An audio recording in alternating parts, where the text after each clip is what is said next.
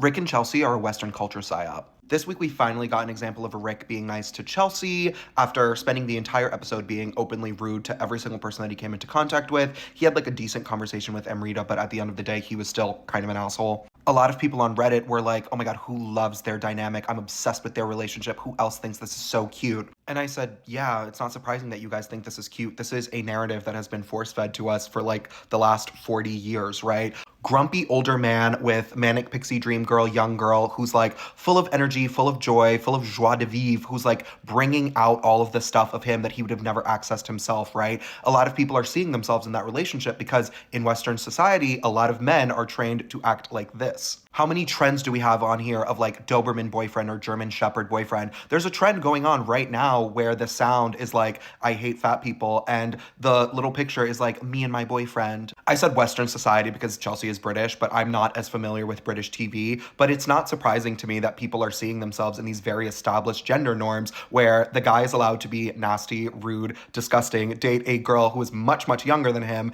and it is seen as adorable that he is giving her absolutely nothing in terms of care, love, and affection, whereas the woman doing all of the work in the relationship, managing his schedule, booking his appointments, and lubricating his social calendar is seen as perfectly normal, right? Even though she is much younger than him, no one is batting an eyelash at the fact that this young girl is basically in charge of this man. On the TV tropes page, it falls into a very established trope of Uptight loves wild, where a grumpy older guy is like brought back to life by a girl who's so quirky and so cool and so weird, right? We have like Dharma and Greg, we have Along Came Polly, we have the champions and patriarchs of this trope, right? Jay and Gloria from Modern Family, where over the 9 seasons or however long the show was, you're supposed to like fall in love with their relationship and see that she wasn't actually in it for the money. She was in it because she had a heart of gold the whole time, even though he, for all extents and purposes, is an asshole. He's mean to his children, he's mean to her, he's mean to her kid, but at the end of the day, because he secretly has a heart of gold, you're supposed to forgive the fact that he is openly nasty to every single person in his life.